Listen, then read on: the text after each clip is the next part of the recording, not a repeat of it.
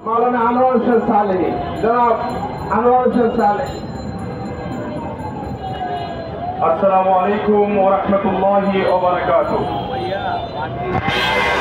বাহুবল নবীগঞ্জ মসজিদ সংঘ কর্তৃক আয়োজিত গ্যাস বাহুবল নবীগঞ্জে গ্যাস সরবরাহের লক্ষ্যে এবং নিরবিচ্ছিন্নভাবে বিদ্যুৎ সরবরাহের লক্ষ্যে আজকের এই মানববন্ধন অনুষ্ঠানের সম্মানিত সভাপতি অ্যাডভোকেট আবুল কালাম আজাদ এবং প্রধান অতিথি সিলেট বিভাগ এর রত্ন বিভিন্ন সময়ে বিভিন্ন দাবি আদায়ের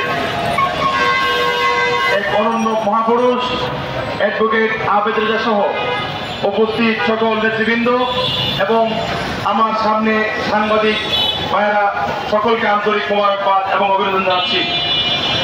আমি আজকে এই প্রেস ক্লাবের সামনে দাঁড়িয়ে সাংবাদিক ভাইদের উদ্দেশ্য করে আমি এই জাতির কাছে একটি মেসেজ দিতে চাচ্ছি। আপনারা আমাদের এই পিছনের কাগজে দেখেছেন এবং আমাদের পূর্ববর্তী বক্তাদের মাধ্যমে জেনেছেন বাহুবল এবং নবীগঞ্জে যেই পরিমাণের গ্যাস উত্তোলন করা হয়, গোটা বাংলাদেশে যে গ্যাস সরবরাহ করা হয় তার 50%-এরও অধিক গ্যাস একমাত্র হবিগঞ্জ জেলার 2টি উপজেলা থেকে সংগ্রহ করা হয়। আমরা অনেকে জানি না এই 25 সেপ্টেম্বর থেকে 15 সেপ্টেম্বর থেকে জাতীয় গ্রিডে রশিদপুরের 2য় গ্যাস গ্রুপ থেকে দৈনিক প্রতিদিন 80 লক্ষ ঘনফুট গ্যাস উৎপাদন করা হয়, যার বর্তমান বাজার মূল্য 4,700 কোটি টাকা। অত্যন্ত দুঃখ এবং পরিতাপের বিষয়, যেখানে 4,700 লক্ষ টাকার গ্যাস উৎপাদন হয়, সেইখানে কর্মরত কর্মচারী এবং শ্রমিক যদি আপনি যাচাই করেন দেখবেন আমাদের এলাকার কর্মচারী কর্মকর্তা নাই।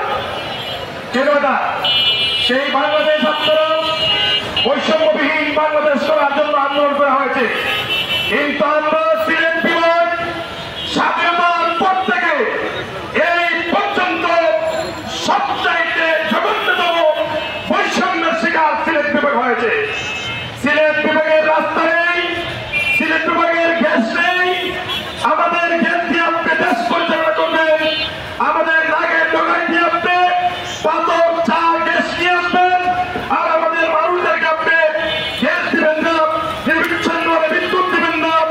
আজকের এই মানববন্ধন কর্মসূচি থেকে আমরা জানিয়ে দিতে চাই, খুব শীঘ্রই যদি বাহুবল নবীগঞ্জ সহ গোটা সিলেট বিভাগে গ্যাস সরবরাহের কার্যক্রমের কোন শুভবুদ্ধির উদয় যদি আপনাদের না হয়, আজকের এই আন্দোলন থেকে আমরা গণ আন্দোলনের রূপ ধারণ করবে।